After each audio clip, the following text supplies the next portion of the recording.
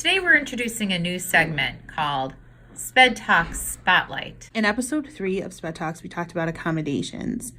We know one of the main purposes of accommodations is to help students access the environment. When we give students accommodations, the accommodations are put in place because we either know that the student has a known area of weakness or they have a disability. We want to just ensure that we're not holding these areas of weakness or disabilities against the student, and that we're continuing to support them by working on these skills by introducing and incorporating accommodations. And Esterline has been so kind to sit with us and answer some of our burning questions about accommodations in the gen ed settings.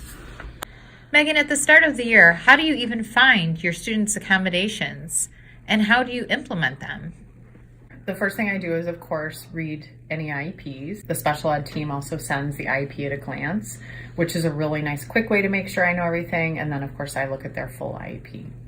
From there, I make sure anything that needs to be in place from the first day of school is in place, whether it's a visual schedule or a seating accommodation or anything like that. Other things, I typically wait a little bit until I get to know the child and what the child will need and what the accommodation will look like.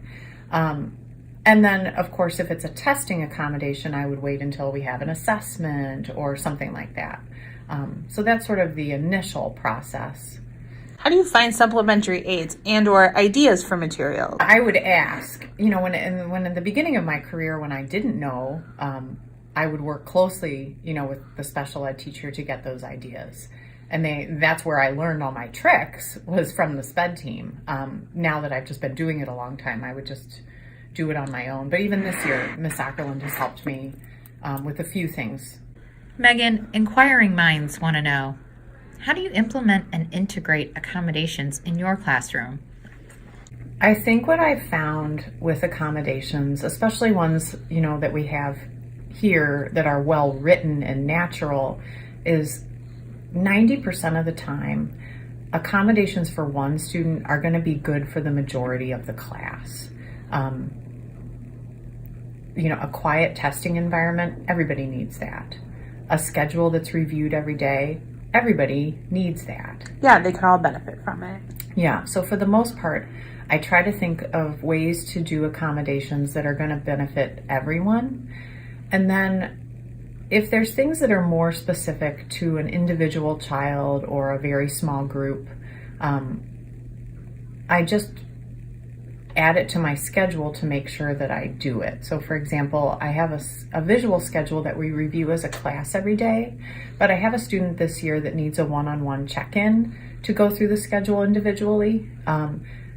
So that student knows that he should come with me at this certain time every day. It's part of his morning routine that's been taught, and we do it together then. So I try to make it natural, but if there are certain things that need to be individual, I guess kind of what I'm saying is I try to hold myself accountable to make sure it gets done every day.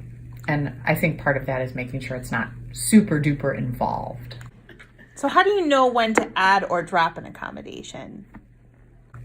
So academically, with an accommodation for academics, I'm always collecting data on all my students, and I have that data written down, whether it's conferring notes in literacy, small group work in math, one-on-one in math, anything. I have academic data down for everybody. So I would use that to tell me, but honestly, I wouldn't wait until an IEP either. So, if I have a student, for example, that needs small group accommodation for assessments, and I'm noticing that student is consistently doing poorly on, let's say, a spell check every Friday, but his work during the week is really good, I might say, okay, then I'm going to take this accommodation down to one-to-one, and I'll just note in my data book that, okay, on, such a date, I turned his accommodation into one-to-one, and then during the IEP, I would bring that up, and let's say he was successful. Mm-hmm. So I typically wouldn't wait for an IEP if something's not working. I would just use my teacher discretion to, increase it or just change it to meet the kids' needs. As a teacher, how do you communicate any changes that need to be made with accommodations? I would email typically the team. And if I felt like it was needed, I would let the parents know. But if it was something really small, I would use my, again, professional discretion, but I would always let the team know. Just FYI, I put this, I changed this student into a one-to-one assessment situation, still in the classroom, and it's working. Tell us a little bit about how you handle emotional and behavioral accommodations.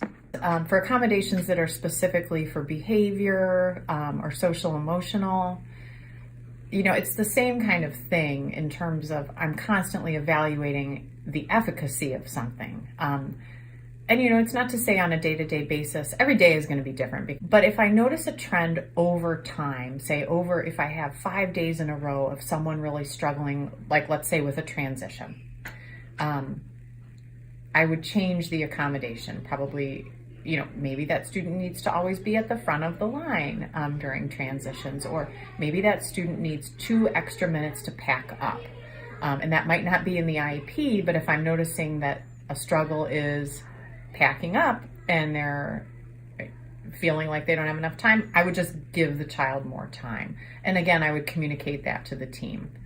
More information to the team working with students is always better than less. So even if I feel like, I'm over communicating, I've always found that everybody appreciates kind of just knowing what's going on. Anything else you'd like to add, Megan? I think one of the most important things to remember about accommodations is that a student doesn't have to have an IEP to get an accommodation. If you're noticing, and it of course can be part of, you can keep data on it as an intervention. But if you notice that you have a child who really benefits from taking an assessment in a small group, you can put that child into a small group for an assessment.